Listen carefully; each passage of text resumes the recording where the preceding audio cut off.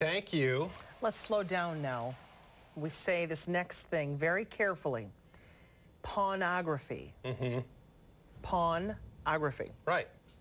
It's from the creators of the very popular show Pawn Stars. Yeah, comedian Christopher Titus is the host of the show. Funny guy. We talked to him about his new show. It has to do with pawn shops, but he mixes it with trivia. Well, he and I had a nice chat about pawnography. You are everywhere. A lot of people are going to see you, and they're going to say, I saw that guy on Fox's Titus, and they loved you there. Now you're doing pawnography, and you're a host. It seems like you're ubiquitous. What do you think about all this? I don't know. Be clear when you say I'm doing pornography. It just sounds like, why are we talking about Titus I'm not from Boston. Yeah, that's what I say. You know, it's weird. They offered me the job, and then I met the guys, and they're such great guys, and I just thought, you know, it'll be fun to do.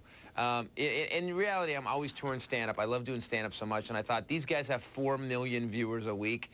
I'm okay with that. Let's do this show.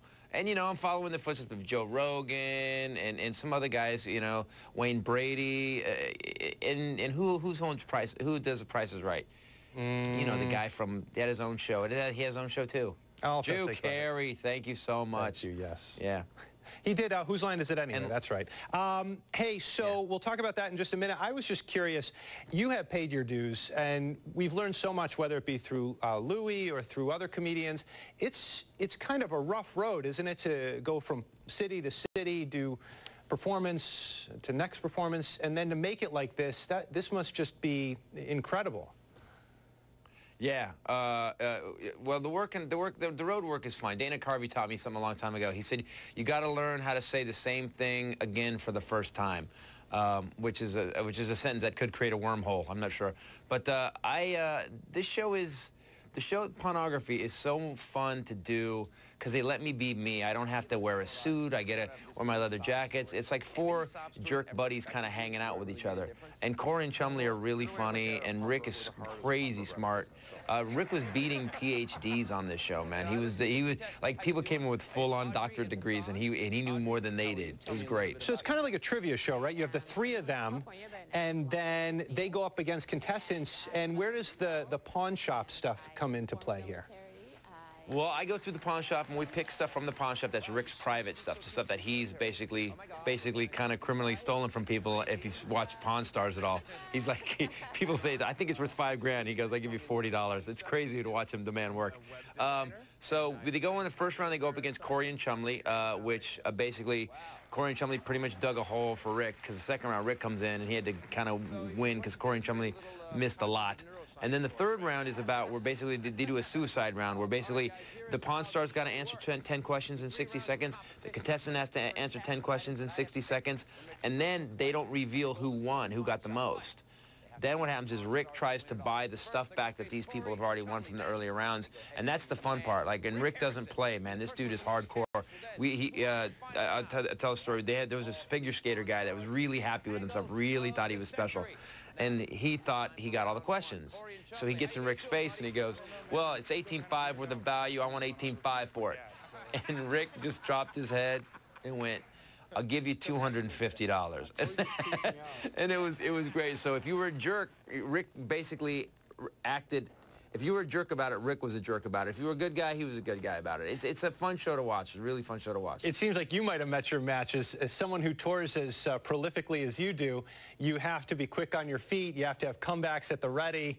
It seems like they are a different trade, but with a same skill set there. Yeah, well, not only that, but Corey goes out on Instagram and starts asking for people to write jokes about me. So I was doing it myself. Corey was cheating using the whole planet. Corey, one time he got me really good. One time we started the show and I introduced him, and then he said, "Ladies and gentlemen, that's not really Christopher Titus. Macaulay Culkin just looks like crap." And I started laughing. Dude, I started laughing so hard. You know, the one thing about me is that I respect, and I turned around and slammed him because he lost all this weight and he grew a beard. Now he basically looks like Wolverine went to Weight Watchers is what Corey looks like now. But we ripped on each other every show, and it's like hanging out with your friends, you know, just sitting in a room, and the contestants were the odd man out a lot of times, you know, unless they killed it. It was I got to tell you, man, you know, it's it's something I didn't expect to do, but I had a blast doing it. What's next for you then? We start filming my first movie with my company, Combustion Films, in September, called Special Unit, which is due to the Fairness and Disability Act. The LAPD has to hire 4 handicapped undercover detectives, and my character is pretty much Nick Nolte's mugshot. That's who I'm playing, and that's my first production, and we're filming my next comedy special in September. So life is going really well. I got married again to a great girl. The hardest part for me right now is dealing with things going well. But don't worry, I know I'll screw it up. You're just waiting for the anvil to drop, aren't you? Isn't that sad? That's how I've lived my whole life. I think a lot of the people new shows do. About. Yeah. When it goes well, that's when it's the scariest. But I'm learning to ease into it. I'll be okay with it going well. Just I need more therapy. Funny guy. He's honest. He's honest, yeah. Hey, you could use therapy, you could use yoga to calm down. You know, Anna Welker is showing us how preschoolers... Little kids in yoga. What could be cuter? She's hanging out with some kids learning how to do all those poses that they see their adults do. Yep. The cat cow, pose, downward cat dog, cow, yeah. sun salutation. There we go. No sun out there. Oh, no boy. sun salutation on the roads this morning. A little bit of rain. Slowing.